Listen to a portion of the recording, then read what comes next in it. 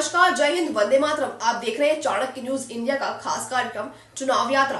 मैं हूं आपके साथ आकांक्षा पिवाल। आइए चलते हैं और जानते हैं अब की बार किसकी सरकार। अभी तक तो बीजेपी ने प्रत्याशी घोषित नहीं किया था। गाजीपुर की जनता ने संदेश देना चालू कर दिया था कि अभी तक तो कोई अलग प्रत्याशी आया नहीं अफजाल अंसारी के अलावा, लेकिन अब बीजेपी ने भी प्रत्याशी घोषित कर दिया है पारसनाथ राय को टिकट देकर। इस पे आपकी क्या राय है? लड़ाई बड़ी टफ।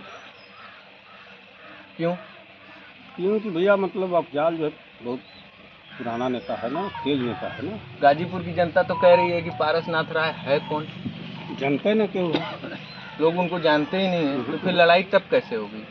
लड़ाई टफ ऐसे है ना कि तब तो ये मान लिया जाए कि नहीं अफजाल अंसारी अब विजयी हो गए, नहीं विजयी किसी में अच्छे वोटों से। हाँ, ऐसा बात ना है, लेकिन का कहा वाला लड़ाई तो भैया होबे करी। लड़ाई हुई। बीजेपी कितने वोट पाएगी?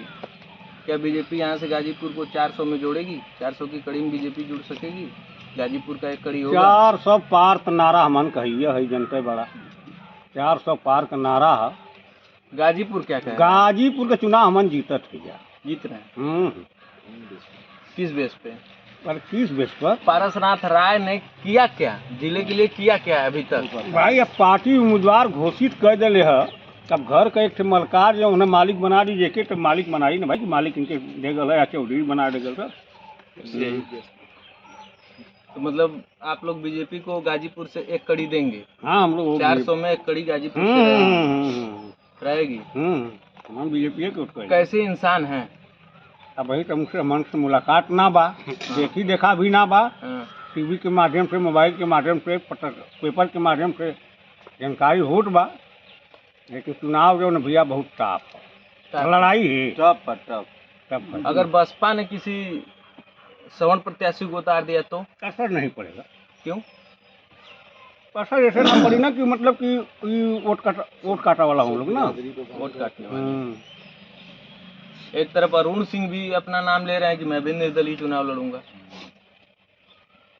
भाई उनका व्यक्तिगत अफवाह बा ना, तो लड़ सकाना चुनावी बात करा। आपके क्षेत्र से हैं तो यहाँ से तो वोट तो जरूर कटेगा बीजेपी का।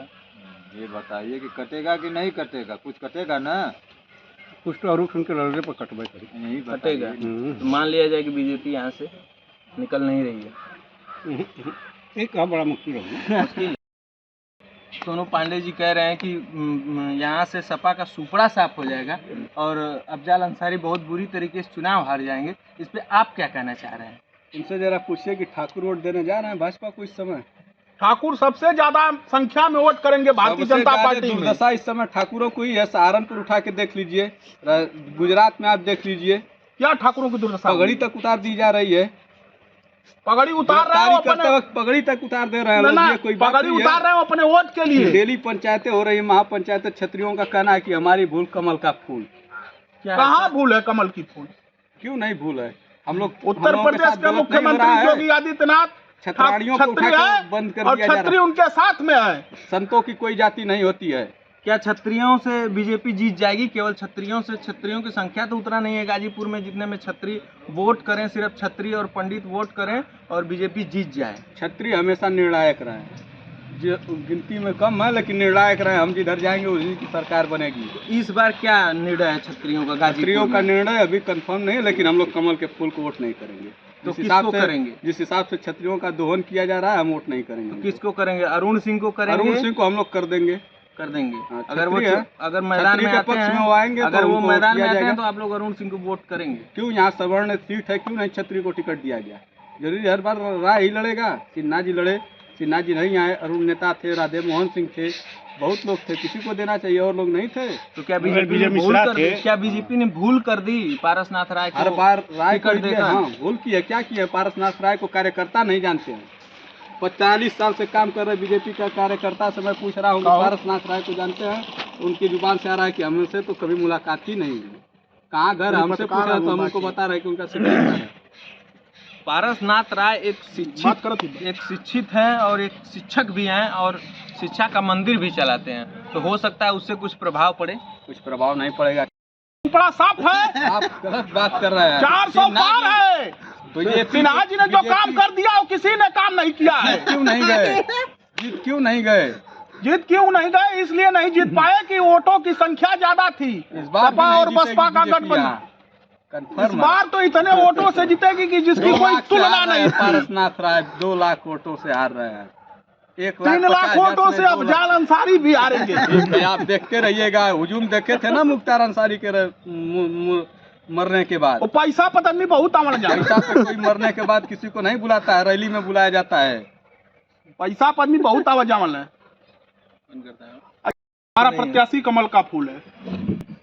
तो फिर तो बाकी लोग भी कह रहे हैं कि नहीं अफजाल अंसारी माफिया नहीं है, हम भी साइकिल को देखेंगे। अफजाल अंसारी से और पारसनाथ राय से बहुत लाखों का अंतर है। कैसे? अफजाल अंसारी माफिया हैं। माफिया हैं, लेकिन वो तो सांसद रह चुके हैं भी। सांसद इसलिए और रह चुके थे कि सपा और गठबंधन था। इस बार गठबंधन नहीं है, वोट का ज्यादा लाट था। वो वैसे भी अपनी पार्टी से यहाँ कोई प्रत्याशी नहीं उतार रहे हैं। और वैसे अपने पार्टी से प्रत्याशी उतारेंगे, भाई उतारने वाले हैं। नहीं उतारेंगे, इंडिया गठबंधन पूरा सपोर्ट कर रहा है अफजाल अंसारी को। तो ऐसे में बीजेपी गाजीपुर से कैसे निकल पाएगी? अफजाल अंसारी का सुपड़ा साफ हो जाएगा। सुपड़ा साफ हो जाएगा। क्या उन्होंने क्षेत्र के लिए काम नहीं कुछ किया? नहीं काम। क्या काम किया बताइए आप, क्या काम किया? अब हम अभी तक वो 5 वर्ष में सांसद हुए, आज तक लौके नहीं, दर्शन तक नहीं हुआ उनका। दर्शन तक नहीं दिए। वो कहाँ पर गए? जो विधवा 7 लोग कृष्णानंद राय के साथ मैच का उद्घाटन करने गए थे, उस समय मारे गए थे, वो कहाँ गए? कृष्णानंद राय दूध बेचते थे। ब्रजेश सिंह आए हैं, दूध बेचते हैं। ब्रजेश सिंह का के लिए क्योंकि जान मार ले हुए। आतंकवादी के फाइली हैं, दाऊद इब्राहिम के फाइली है, आपको पता है? उनके शूटर रह चुके हैं। मुख्तार अंसारी के ऊपर देशद्रोह का मुकदमा नहीं है। ये थी गाजीपुर की जनता और देवचंदपुर की जनता, जो 2024 के लोकसभा चुनाव के बीच आज शाम को चाय पे चर्चा हुई। चाणक्य न्यूज इंडिया से गौरव सिंह के साथ अमित सिंह और सोनू पांडे जी का बहुत बहुत धन्यवाद। क्या आप चाहते हैं दुनिया में दिखना? क्या आप चाहते हैं कि आपका YouTube और वेब पोर्टल की खबरों को टीवी पर दिखाना? सही रास्ता नहीं मिलता, पैसे होते हैं बर्बाद, विज्ञापनों के लिए दर दर भटकना पड़ता है, फिर भी नहीं मिलता, सूचना विभाग आपको अहमियत नहीं देता। सभी समस्याओं का हल है हमारे पास। Chanakya media network private limited लेकर आया है सभी यूट्यूबर और वेब पोर्टल के लिए सुनहरा मौका। सूचना प्रसारण मंत्रालय से रजिस्टर्ड करके OTT और IPTV के माध्यम से अपने चैनल को ले जाएं सभी स्मार्ट एंड्रॉइड टीवी पर। आज ही संपर्क करें 9643761495 या व्हाट्सएप करें 8287399909 पर। अब आप भी बन सकते हैं सिटीजन जर्नलिस्ट, लड़ सकते हैं अपनी लड़ाई खुद। अपने हक की लड़ाई में चाणक्य न्यूज इंडिया है आपके साथ। आज ही प्ले स्टोर से डाउनलोड करें चाणक्य न्यूज इंडिया का मोबाइल ऐप। उसके बाद मेरा पोस्ट पर जाकर अपनी खबर अपडेट करें फोटो के साथ। हम बनेंगे आपकी आवाज। देश का तेजी से बढ़ता नेटवर्क, सच दिखाते हैं हम। जय हिंद। खबरें जो आपको सीधे जोड़ती हैं हमसे, जिनका आपकी जिंदगी पर होता है सीधा असर। खबरों की वही तस्वीर, बिना बदले बिना डरे, जज्बा सच का लिए, सच दिखाते हैं। चाणक्य न्यूज इंडिया, हम हैं हिंदुस्तानी।